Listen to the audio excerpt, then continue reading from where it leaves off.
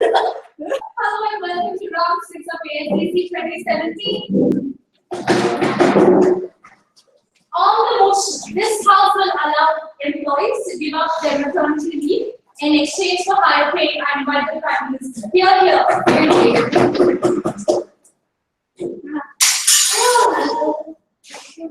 So nice. Don't worry.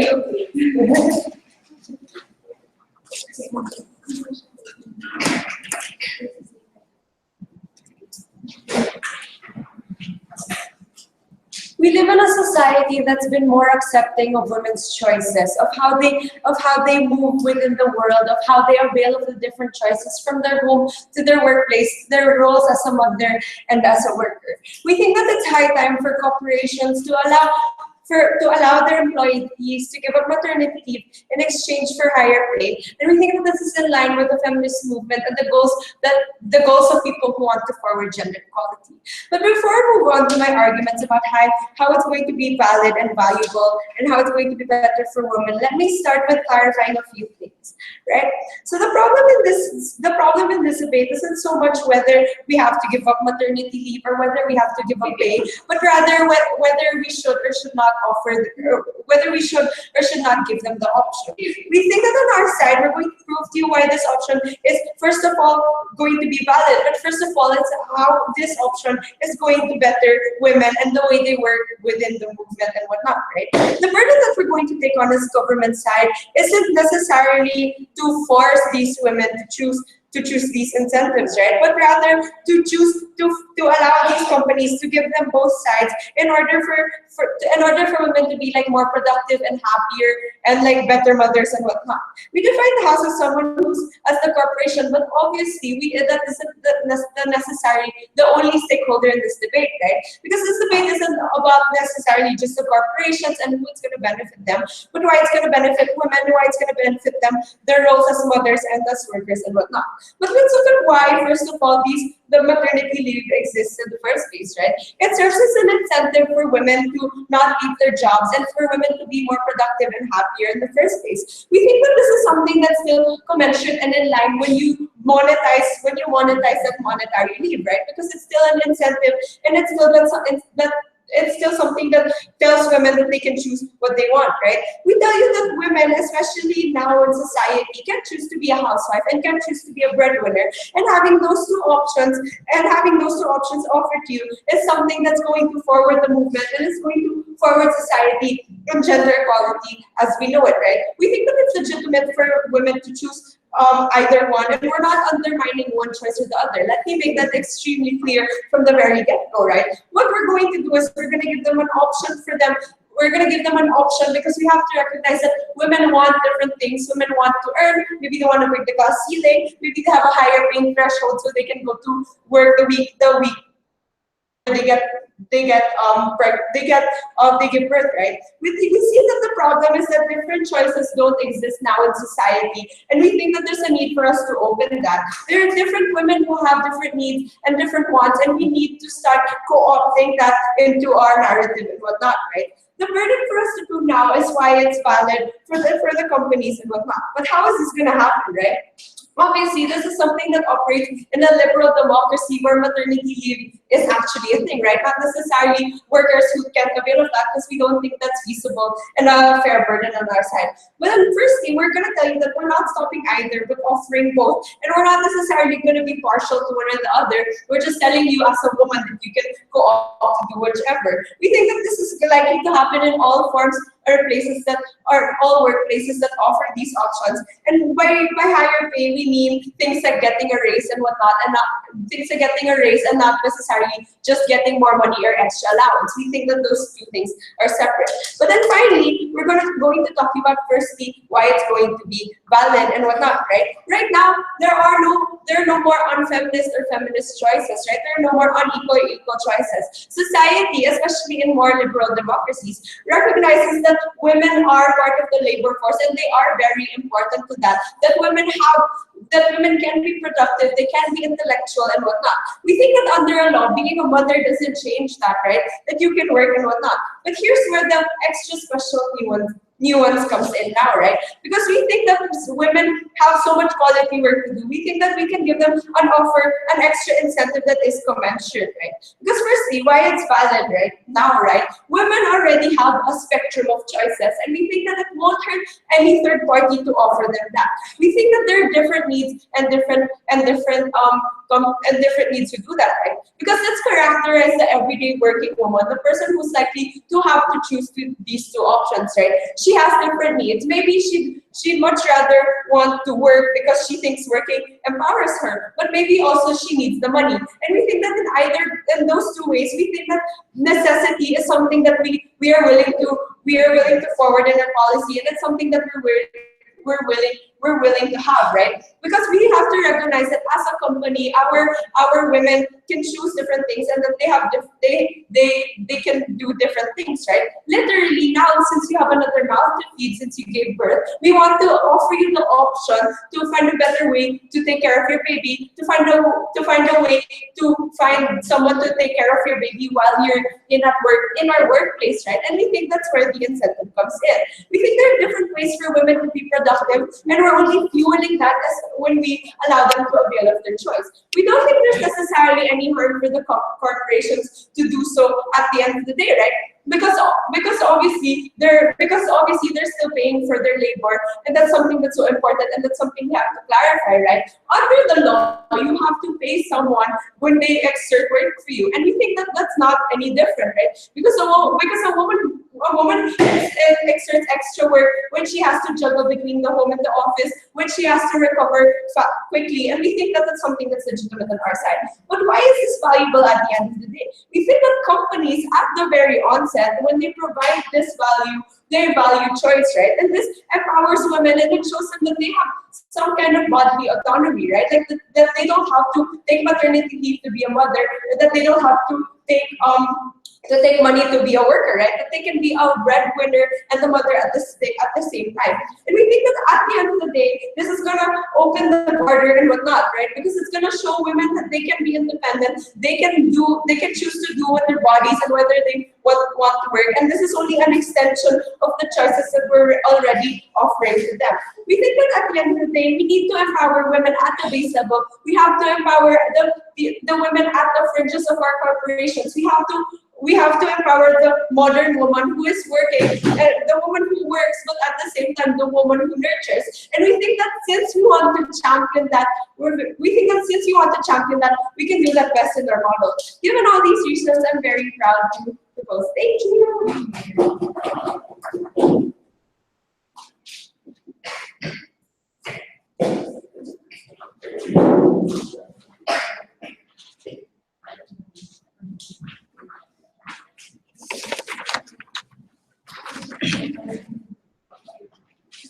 I invite the leader of opposition for your speech. Here.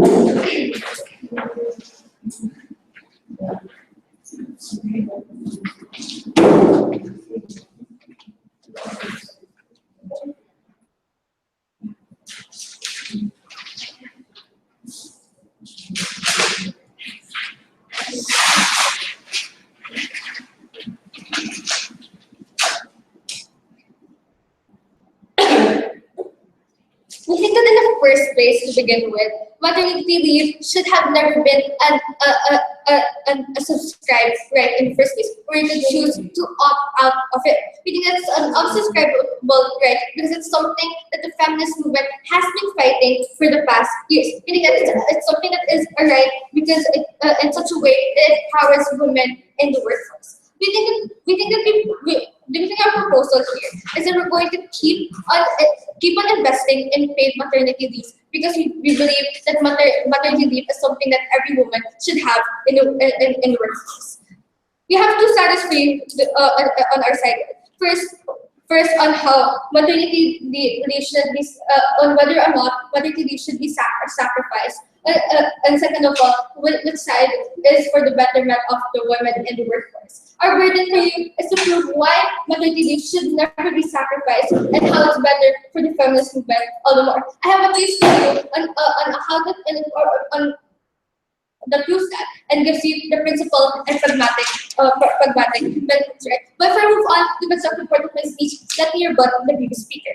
The previous speaker told you that women should be allowed to be able to give up the maternity leave so that they can be able to be happy since they get all the money. But we think that it's not just about that, right? Because we have to value these women's health at the end of the day. We think that there's a reason as to why in status quo this hasn't happened in the first place. It's because of the fact that both the employers and the government value the health of these women because they understand that there's a baby or a life going in their stomachs, right? She never even established why we have maternity leave in the first place, in the workplace anyway. But for everyone, yeah.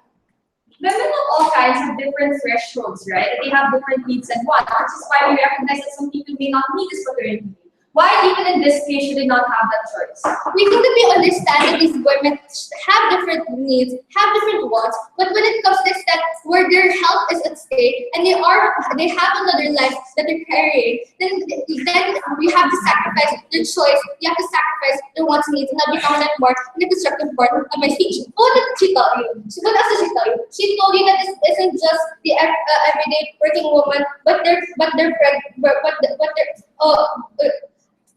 think that what's happening. What's happening is that these women, they're not just everyday working women, right? They are pregnant women who need to value their health at most. That's why right now we have maternity leave because employers and the government recognize that. Let's actually move on to the constructive part of my speech, right? Being that two women, maternity leave means a lot to them because it protects their health, it protects the health of their baby. But let us answer this question.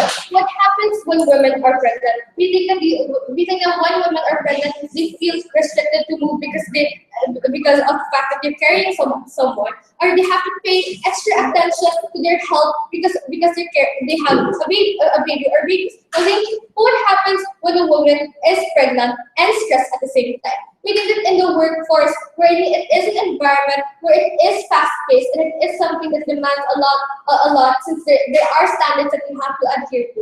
We think that it's hard for these women to cope with it. No, thank you. Because what happens is that in the first place, the status quo. These women have maternity leave because what happens is that if they do end up going to work anyway, they could end up having a miscarriage, or they could have no thank you. They could have another stress-induced disease that could be given to their child, like create complications for their babies. But why is this something that the government and employers have to protect? We think that it's just responsibility to pay attention to their employees' welfare. Because first of all, businesses won't flourish if these employers won't cater to them. That's why you have health. That's why we have health checks, right? We understand that government values choice, but we think that corporations should focus on their health all the more. But second of all, we think that what happens is that if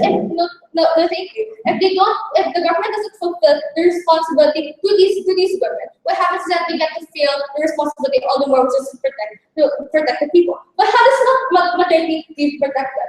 We think that it takes them away from that stress-inducing environment. It gives them the liberty or the ability for them to take good care of themselves as well as their child, because they have to put themselves first above anything else, or else their child won't be able to live right. Well, thank you. But why do they only get it through maternity leave? They only get the through maternity leave because we think that the pregnant woman's imminent threat is stress, and no form of money can compensate for that, right? We understand that money is something that everybody needs, but it won't necessarily solve the stress-inducing environment that these pregnant women are going through. But what is at stake when this is done, right? What's at stake is that it fails the government's responsibility, it violates the responsibility of the corporations. Because we understand that, no, thank you. We have to limit them from the ability to choose from what they want. But we think that the government's priority is protect these women from their own selves. That's why you have to go to the extent of thinking to take away the right to choice because of the fact that health is something that is more important. Like for example, the previous speaker told you that women should have the ability to choose because, like, for example, in status quo, you chose to be a housewife in the first place. But we think that right now, the reasons why they choose to be a housewife is because they believe that they won't lose anything. But it's a different case for maternity leave. It means that you won't be able to take good care of your child. It means that you're risking the health of both yourself and the child. We understand that even if women are in desperate need of money and they want work and they want to sacrifice maternity leave, we think that's not objectively okay for her. That's why the government employees have to step in order to protect them because there are some things that they can't choose to do because of the fact that there is a bigger harm at the end of the day. We understand that this woman will be constricted at some point, but this is something that these employers and the government values. Therefore, we think that opposition should pay this debate pays. Thank you for that speech. I invite the Deputy Prime Minister.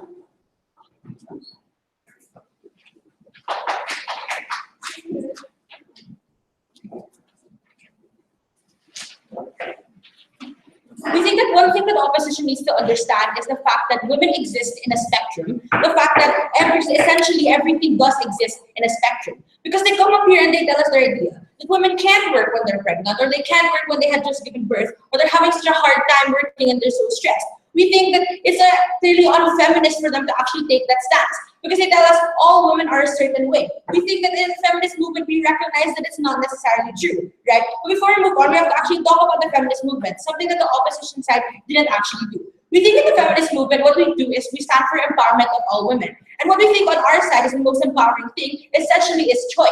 Why? Because we don't tell a woman what's right or wrong. We tell her that it's her choice. But we tell her no matter what choice it is, she's still as much of a woman, she's still as much as a strong woman and an empowered woman at the end of the day. Before we sit down. We think, moving on to my rebuttals, because the leader of opposition comes up here and tells us basically one idea. We have to take care of women's health, right? We have 4 levels of response to that. Firstly, we tell you that you can't control women and their threshold of pay. We think that you're telling us that you can't let go of maternity leave. We tell you that if a woman feels like she can go back to work or continue working while pregnant, we think that at the end of the day, that's fine. We think that if a woman thinks that her threshold of pay is able for her to keep working, we think that at the end of the day, that's something that's okay for her to do, and it's something that's empowering for her to continue working if that's what she wants. Second level of response, we think that companies are not going to make women do the most intensive labor while pregnant, right? Because they all that jeopardizes themselves at the end of the day. Because as a corporation, you are also looking out for your reputation, you're looking out for your brand name. So as a corporation, you're not going to make a pregnant woman carry all the weights and then eventually lead to her having a miscarriage, right? That's what the opposition says. As a corporation, you are looking out to not jeopardize your brand. And we think at the end of the day, that legitimizes it for corporations as well. Third level of response, yes. Feminist perspective, if not a feminist corporation, are you willing to let these women make choices that will put their lives in danger? We say, okay, this is my third level response. Firstly, we think that the woman can tell when her life is in danger, when she's gonna die, or when her child is gonna die. We think that mothers are not thoughtless people. If their child that they've been carrying for months is about to die because of the stress, we think that they're smart enough to take the paid maternity leave and go and then stay at home, right? We think that the mother does have the choice, and we're telling you that from the get-go, that the mothers are not going to just forgo their child for money. Because we think on your side, let's make a picture, right? On your side, what happens? Because we see that mothers do take maternity leave, paid maternity leave, and they still have that money. But we think on our side, we give you an extra leg up. If you see that you don't need that money, if you don't need that maternity leave, but rather you need money to care for your child, you need money to pay for daycare, babysitting, or whatnot, we think that it's actually a valid choice on your side. Right? And our fourth level of response is we think that on your side, you really just paint a picture of women as weak. We think that in our side, we want to empower strong and weak women. We actually don't even want to categorize them such like that. But when you tell us that women can't work, women can't do anything, we show you pictures of women who work out right away after giving birth. We tell you there are women who do athletic things while they're pregnant or after they're pregnant. Right? We tell you that women do not exist in this strong or weak, and we think that the right to choice versus health is an imbalance. because you're telling a woman that you're going to choose about her health for her anyways. We think that the right to choice extends to how she takes care of her health. It extends to how she believes in her health. It extends to whether or not she wants to stress, whether or not she decides that a visit to the doctor is enough for her or whatnot, right? But let's talk about further, moving on to my two arguments. Firstly, how it's better for the feminist movement, and secondly, how it's better for corporations. Let's talk about the feminist movement, and let's talk about it, how we are in society today and nuance it to right now. Because we think that as they're doing feminist and our feminist movement, we essentially are upholding women's choice more, right? We choose to give them bodily autonomy, which extends to this debate. We think that it's necessary for the feminist movement to further on and to further evolve into the corporate world and say that we are allowing this kind of choice. Why? Because you have to recognize the spectrum of women and the spectrum of situations. Because it's not just a woman whose health is in danger. It could be a single mother who needs the money more. It could be a family where maybe she's not a single mother, but maybe she's the sole breadwinner. Maybe her husband doesn't have a job. We think that at this point, we can't tell women that the choice to get more money is something that's not as important. Because we think that it's in the spectrum of situation, it is. In a world where women don't have jobs, maybe that they need this money so bad. Maybe that they need to provide medicine for their child, and that necessitates more money at the end of the day. We think that you can't call yourself feminist if you can't support the entire spectrum of women, right? Let's talk about how this essentially also helps bring down stereotypes. Because on your side, you tell us that women have to stay home and take care of their children. On our side, we tell you, if you're a woman who tells your husband, if you're a woman in a family in which your husband is the one who's chooses to stay at home, that's okay. If you're a woman in a family where you value a babysitter or a daycare, that's okay. We think that taking care of your choice and taking care of yourself is something that as well. Because we don't want to tell women that they're weak. We don't want to tell women that they should be at home taking care of their children. We think that if a woman is there and she tells you that I'd rather take money to provide for my child's education, for my child's health, or for my child's home or future, we think that's such a valid choice. And at the end of the day, that's the only way we actually forward the feminist movement, right? Because we're telling you, this not just extends to women, but we think that it extends to the men as well. Because we're allowing them to take the chance of families. We're allowing them to say if their husband wants to stay at home rather and take their paternity leave. If the woman wants to continue working, we think that in the day, those families are valid as well. Those families should be respected, and the choice of the family as a whole is something that the feminist movement should be taken care of. Because in this third wave feminism, where we tell everyone that it has women's choice, why we even essentially say that feminism is okay with prostitution is because the woman does have the body economy and thing. But we're talking about corporations now. Because we think it's valid for them to pay the women more money if they're doing more work. And we think that it necessitates them as a further incentive, as another level of incentive for women to stay in that corporation and continue working at that corporation. Why? Because we think if the woman wants to work more, then the corporation doesn't have to fire her or let her go or hire other people to make up for the work that essentially she's losing. Rather, if it works to the corporation's advantage, because they can earn more money, because there's someone there doing the work that rather they're missing out on. Right? We think at the end of the day, what we do also take care of for women, we take care of the movement, we think we take care of corporations as well. Because when there's someone there to work more, there's someone there who can make more products, the company can sell more and can do more and are at the end of the day more productive. And we think in society, if you want to pay someone to take care of your child and you want a corporation to become more productive and work more, we think that's valid as well at the end of the day. If you want a side that actually takes care of the feminist movement, if you want a side that actually understands what feminist movement wants, we think you have to go with government. Thank you. Thank you. Thank you for that speech. I invite the deputy leader of opposition. No one was asking if we could delegate the motion. Okay. That's all right. Yeah. I invite the deputy leader of opposition.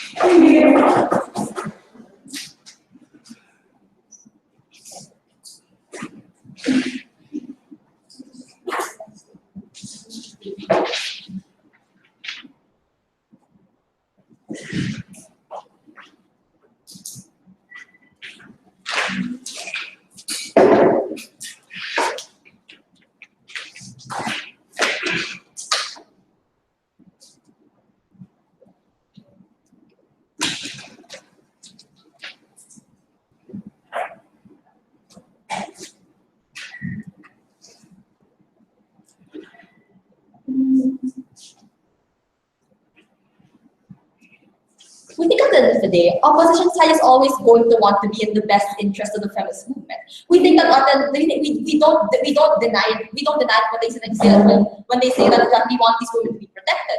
Precisely the fact why we don't want to have this, to give this choice to these women, because we think that this is something that my partner already talked to you about how this maternity leave is a right that you can't unsubscribe to, because there's something that the government, because there's an extension of the government's way to protect you and your baby when you're born. So I'll extend my partner's speech in my segment on how giving them this choice deters the feminist goals in the workplace, which I'll talk about later. But before that, let's go to some buts, right? Because what did they talk to us about? They talk to us about how well women know when they're about to die or when they're about to die, right? But like we think that this is very assumptive.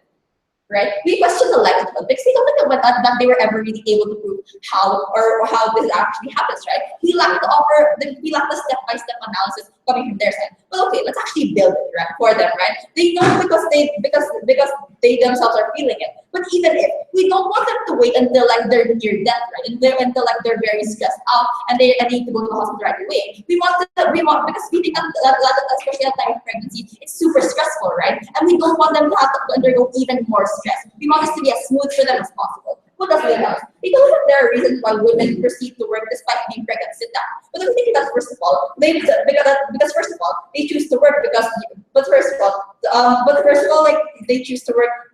But then we think that like even if they choose to work for the money, for like money or things like that, we think that's a value that will go up anyway, right? Because of the goal, because of the solution and the goal. And because of the solution that my partner Jana mentioned, the counter proposal coming from our side, and what we want is to be able to invest for these women to actually have paid maternity leave, so they can get the best of both worlds. Something I'll talk to you later in my argument, right? But then we think about that. But we think that on our side, but we are that on our side, when we invested in this, we go up their value. Therefore, we don't really see the need as to why they need to have a higher rate and sit. But then moreover, they think that on our side, we think that we show that women are weak, right? Because they're pregnant, they can't go to work, and you show society that. But we think here that we never said that women were weak because they wouldn't go to work while pregnant. We simply told you that especially at the time of pregnant, it being a sensitive time, it's especially important for you to rest, right? We think that, and also moreover, we think that's not like the root of this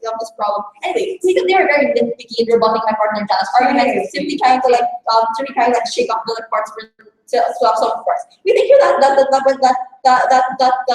like when she talks about how women are generally seen as weak in status quo, we think that they were really able to prove why women refusing going to work while pregnant is like the actual cause of this. We think here that when people say women not going to work because they're pregnant, they don't think that person's weak. They think that person's pregnant and needs to rest. We think that it's completely valid and things like that. Let's actually go to that extension on how giving women this choice deters the goal of the feminist in the worst. Let's go to the premise, right?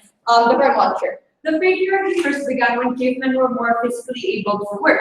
Now work is more intellectually and creatively centered. Why is physicality still the most important value for you to decide whether women get a choice or whether they don't? Well, we think that you weren't listening to my partner's argument, right? Because what did Jana tell you? Jana talked to you about how it's not just this women that we have to see here. There's a baby and this health of this baby that we have to take into consideration. We think here that pregnancy is already stressful, and we think here that we don't penalize women if I really don't want to go to work. We think that that's never really even been done in school. We simply think here that we need to also protect this other stakeholder, which is even like this unborn child. Right? So let's go on to that premise. Let's actually ask, right, what are these feminists in the workplace fighting for? What's their biggest goal? We think that the biggest what they fight for to like corporations is this paid maternity. Right? We think here that like they want to get the best of both worlds because they want to get the best world but why are they fighting for this anyway? We think that because we think that even these feminists believe that they need protection, right, for their children, for this like unborn child, but at the same time they need to get paid to be able to find this child, right? But then we think that and moreover, But I think that every woman should have access to this paid maternity, right? But we think that in status quo, not all corporations give this to women, right? We think here that some are even like still kept in work and they don't even follow maternity leave at all. We think here that these are the corporations these feminists are trying to appeal to so that these like for example pregnant women are actually going to be protected. But how then are they deterring this goal on their side, right? We think that the reason why corporations want to let them go is because they just the reason why corporations still keep them within the corporations despite being like near to the time where they're going to give birth is because they don't want to lose workers, right? That's something that they can see it in their deputies' argument. But then they think what's so wrong about that, right? On their side, you legitimize that yes, you can keep them in work as long as you pay them more money, and that's perfectly fine. We think that but then we think that Jana already told you, and Jana and my first speaker Jana already said how there's a principal harm. How there's a principal harm for these women's health, right? And it's not something you want to subject them to, even if they want to undergo this. We think here that moreover. We think that we're talking about the harms in the actual room. We just got that health companies will tell you that it's okay to make women work as long as there's going to be higher pay. It's not inherently bad. We think that because they don't want to let them go and let them work anyway. And I think that's because they don't want to let them go and let them work anyway. We think that companies then think it's fine to let you work even if you're pregnant. We think moreover. We think that we are the side that's going to best be able to forward the feminist movement because we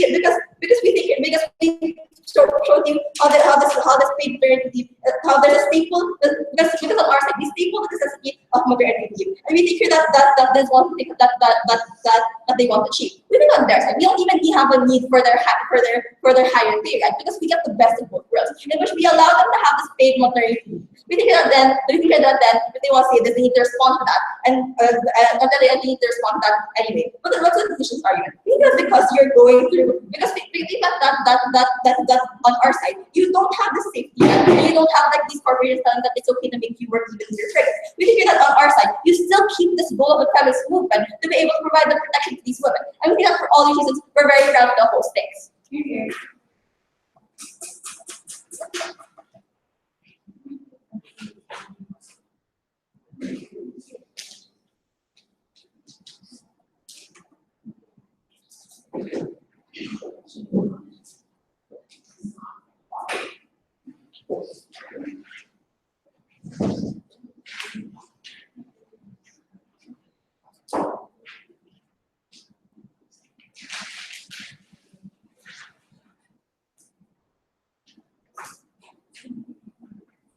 Thank you very much for that speech. I invite the government.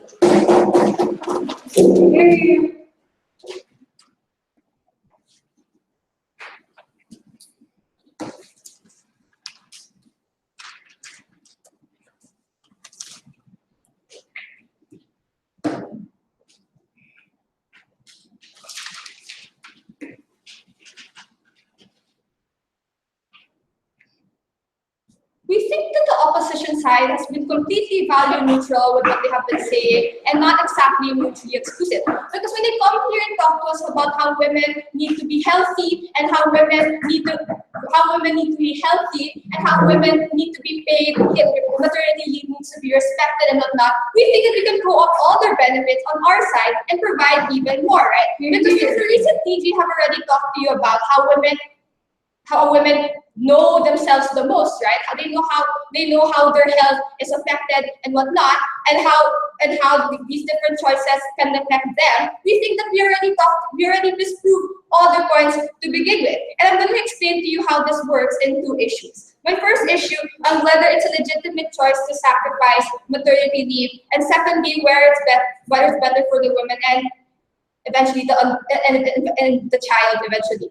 Okay, moving on to my first issue and whether it's a legitimate choice to sacrifice maternity leave. Because opposition comes here and tells us that maternity leave is a right that should not and never be unsubscribed to. Firstly, we think that that's not, and then they give us the alternative of paid maternity leave and whatnot. Firstly, we think that paid maternity leave actually already exists in status quo. We think that we can actually have that on our side, and we can vouch for that, and we can offer that on our side. So we don't think it's necessarily gonna go away on our side if we have this choice of not subscribing to maternity leave. But secondly, when they talk to us about how maternity leave can, but secondly, we think that maternity leave can be unsubscribed to because it's a matter of your own body and it's a matter of your own life at the end of the day, right? Because maternity leave is supposed to, maternity leave essentially was made for, was for women to be incentivized not to leave their jobs, right? But now,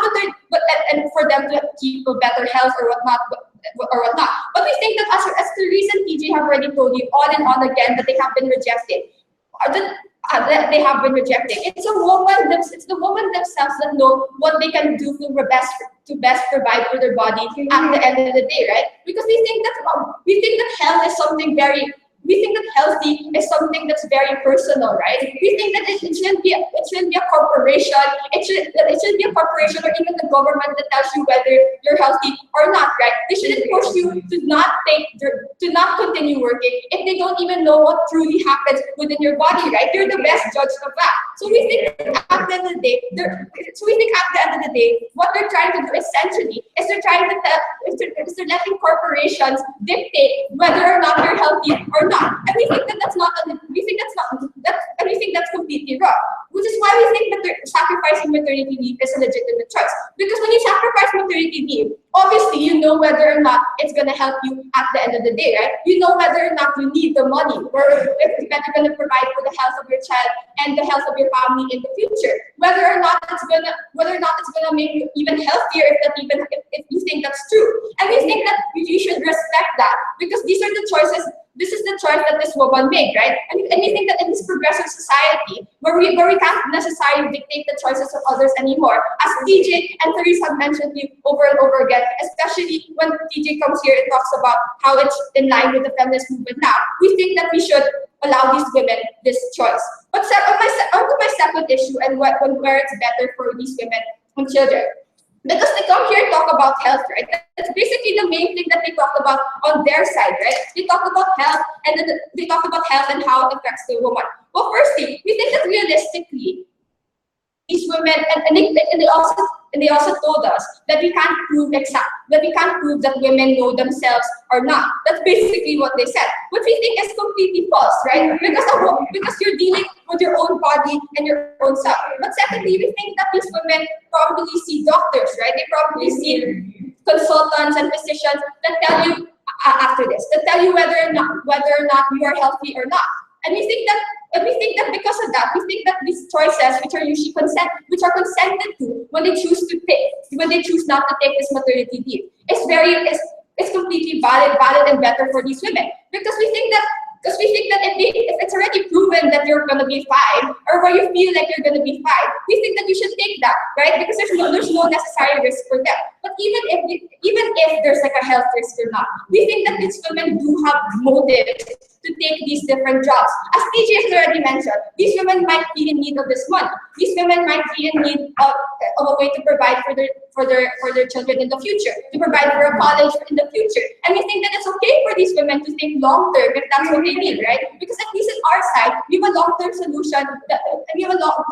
For people who opt into this choice, right? We think that long-term solution for people who opt into this choice, right? Because we think if it's the woman's choice, and they think it's going to be better for themselves and the child in the future, and better for the child in the future or their health, we think that is completely okay. Because when Therese comes up here on the get-go and says that that women exist on a spectrum and we have to respect all their choices, we think that that's true, right? Because we think that it's true, right? Because we think that if we're at the end of the day, what we want to do is empower these women to not feel like the stereotypes that TJ mentioned when he said that it makes them feel weak or it makes them feel inferior if they don't make these choices. Then so be it. But secondly, when the DLO comes here and says that it delegitimizes the need for maternity leave and says that it's bad for the plight that they're trying to have maternity leave and whatnot,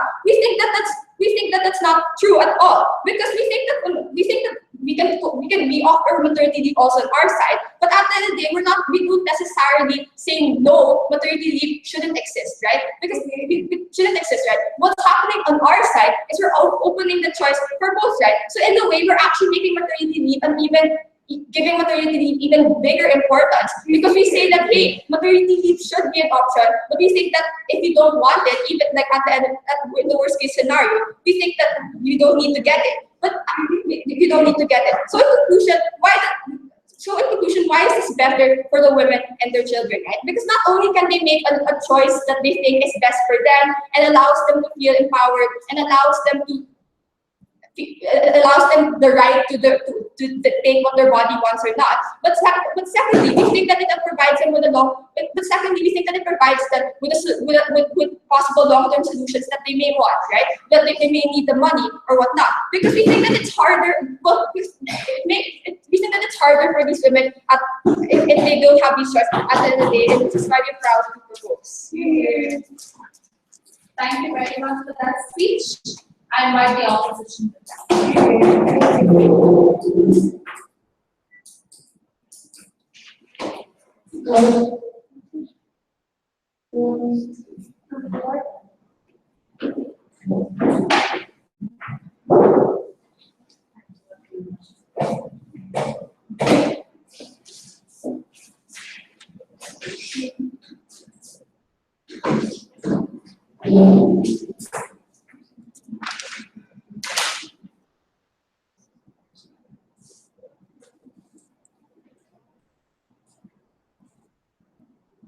To save time for my reply speaker later, let's point out already some stuff that we think has to be recognized and recognized flaws from their side.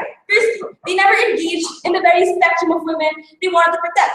For example, they characterize women to be, they're knowledgeable about themselves, they know if something's wrong with their body, but not. However, they never went to the worst case. What are these women, as long as there's money, and even if they're feeling health risks, will go, right? They told us that, women are smart, right? Although it's an ideal thing to believe, we don't think that's the case in status quo. We never engaged that even if there's a harm of women not knowing what's best for themselves, and that's something I gave in a POI that was like waved off or shaved or something like that. They never answered that kind of thing. But secondly, the harms, if you notice, all the harms that they're pointing on our side revolve around a principal choice, right? But we think we've already weighed that down by pragmatic benefits on their side and the pragmatic harms we put to their side. The pragmatic harms, which we will recharacterize since she misinterpreted my deputy's argument. The pragmatic harms is that when these companies with maternity leave treat it as an option, it'll be harder for the feminist movement to appeal to the companies that don't want to add maternity leave.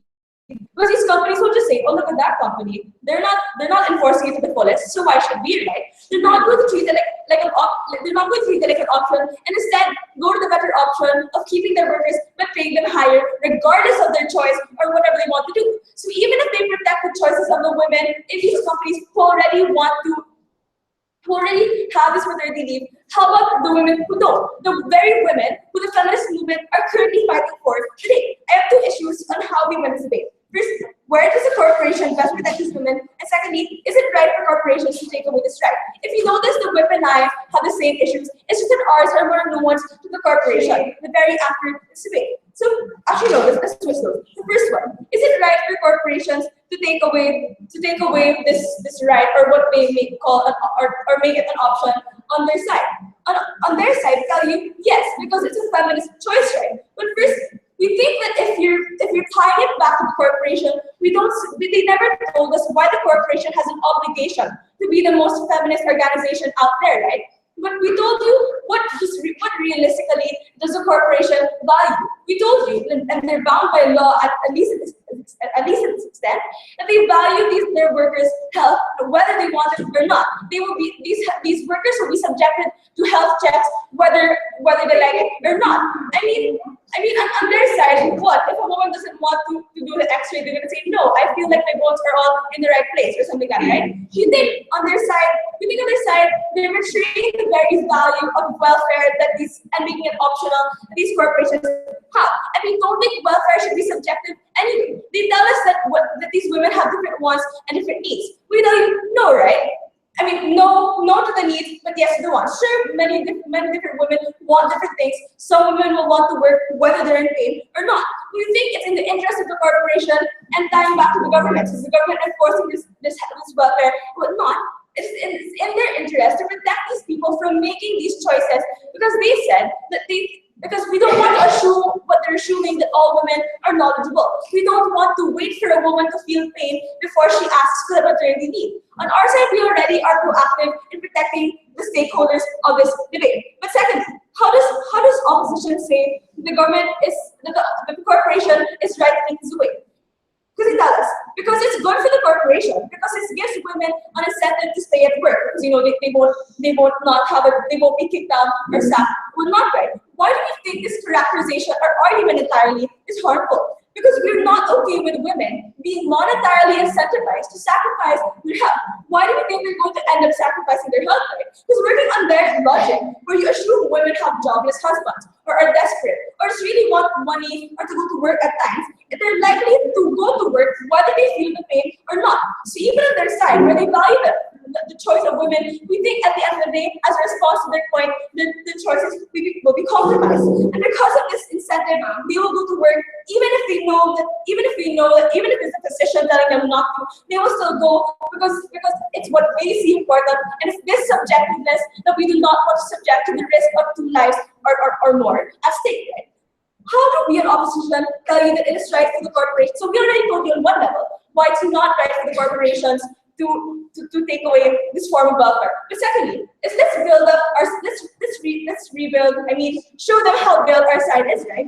We told you that welfare obligation is something. Welfare is an obligation of a corporation. Why? Because we don't think, unlike their side, it's subjective to how you feel. Because when your character is healthy, it's literally your body, and it's not something you can say, oh, I don't feel pain or not, right? It's literally what the doctors tell you to do. It's literally objective. You can't opt out of it or not. And this is where we make the trade-off. We on our side are going to protect women by health, whether they want it or not. Why are we okay with taking away this quote-unquote empowerment or choice from them? Because essentially, the government has already been taking away people's choices. If they believe that, because Janet told you that the government or the corporation limits your right to choice, if they see that you might make the wrong choices in doing so, we think there's always kind of authority. Okay, the person, yeah. First of all, we don't think it's realistic that these companies are going to make them do hard labor or not, because they care about its corporation itself and it's also its work. But even if, why is this choice of choosing money, for example, over their health an illegitimate choice? Firstly, you're assuming these companies are the best case. But okay, let's see, even if these companies are real, and even if these women want money instead of their health, we think it's not okay. Why? Because even if these women envision a long-term solution of having more money to raise their children, we don't want to risk the short-term problem, the quote-unquote short-term problem of their risk of her and her child. We don't want people to be overly ambitious and just ignore the risks happening right now. So this is where we make a trade-off, like I said, like where it was earlier. We make a trade-off and tell you that we are willing for people, because that's the biggest harm they point out to us anyway, how women will feel disempowered and feel weak or will not right. And that was both our arguments. We're willing for women to feel this way at the very worst case, if it means keeping them alive, if it means keeping them healthy, whether they like it or not. Because that, at the end of the day, is what the corporation and the government understand. The corporation and the government won't, like, if you feel bad, then that's okay. As long as you live the next day, as long as you give birth and raise your baby, right? We think at the end of the day, if they want to look at the long term, we want to look at the life of a mother and a child. Thank you.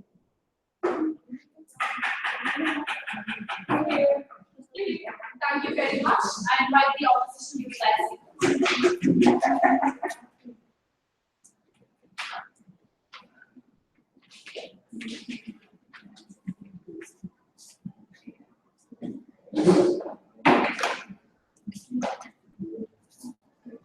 I think at the end of the day, both sides want to be in the best interest of women, right? Yeah. I think that the one true side that gets the both best of both worlds is only going to be our opposition bench. Let's actually solidify our win under 4 standards, right? First, characterization. Second, responsiveness. Third, contribution. And lastly, birth. Let's go to the first one, characterization. We think that that the very important, nuances to the motion only came from opposition bench. We think that it only came from Jana, my first speaker, when she talked to you about how this maternity leave came to be, when she talked to you about how the government understands you to be protected, the government understands you to be protected. Therefore, they provide you with this right. We were able to explain to you the necessity as to why corporations don't allow you to work in the first place, and as to why they trump this right if ever they see that it interferes with your health. We think that this was an important nuance that was only able to come out coming towards the end of government bench. But moreover, so there's responsibilities, right? We think that government bench was very dismissive of our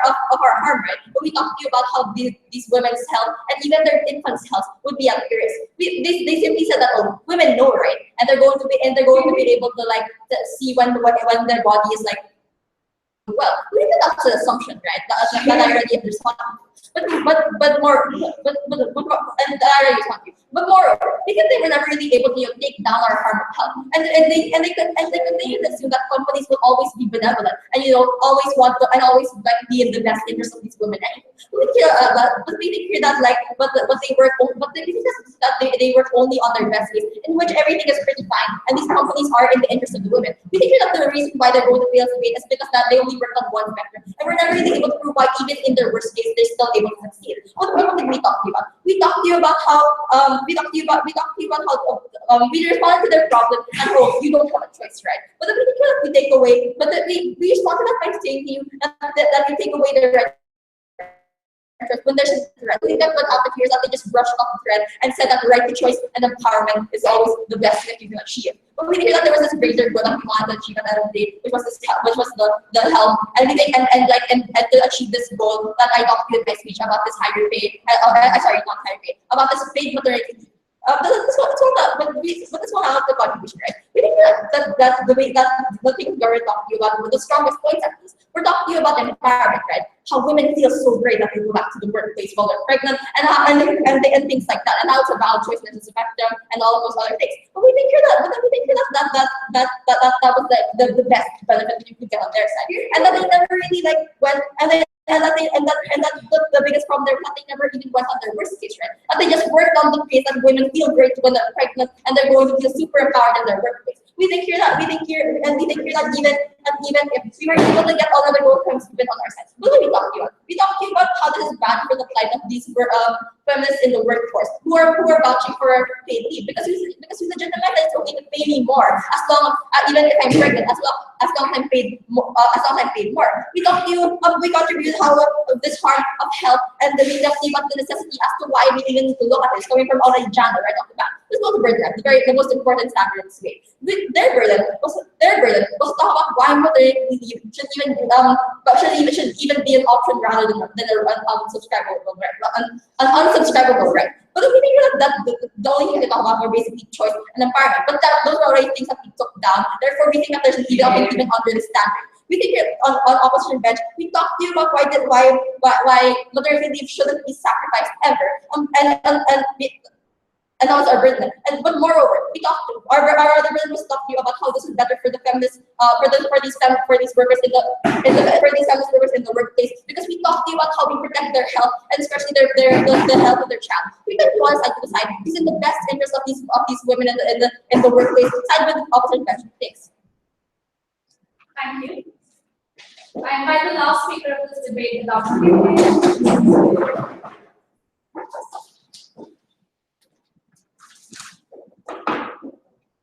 The biggest problem with opposition was that they actually don't understand what feminism is.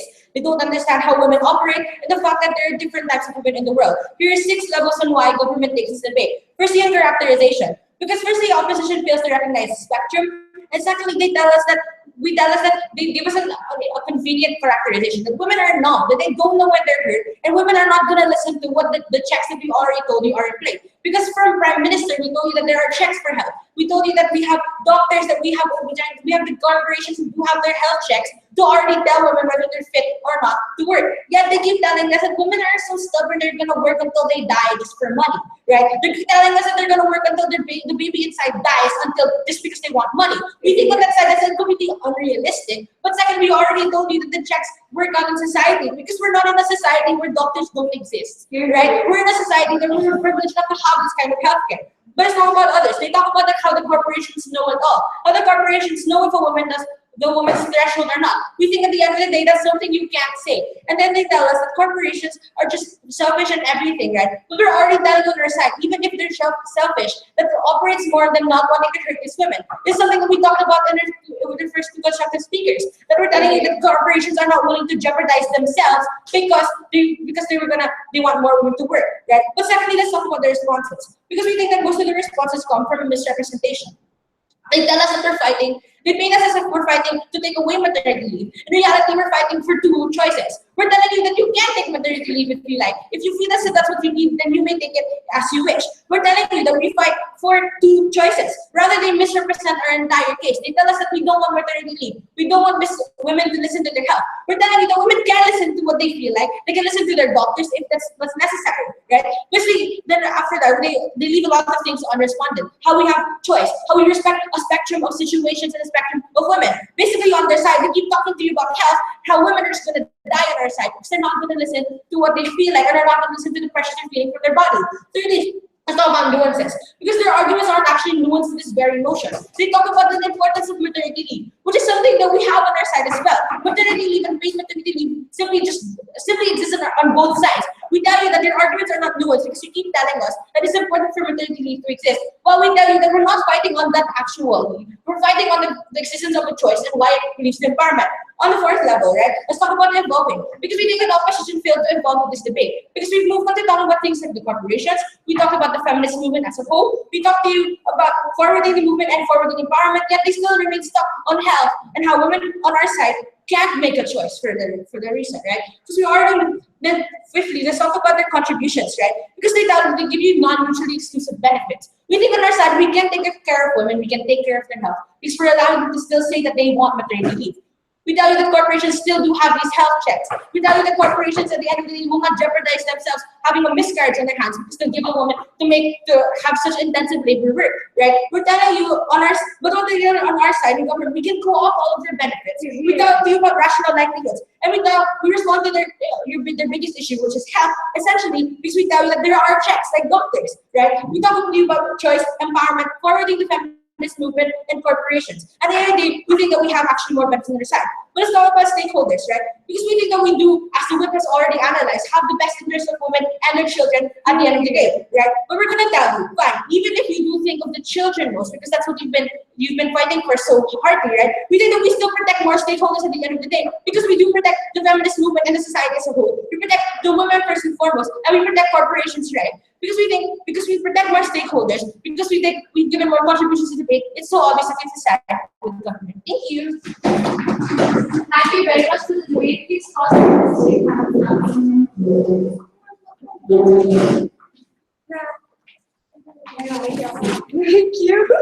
Thank you.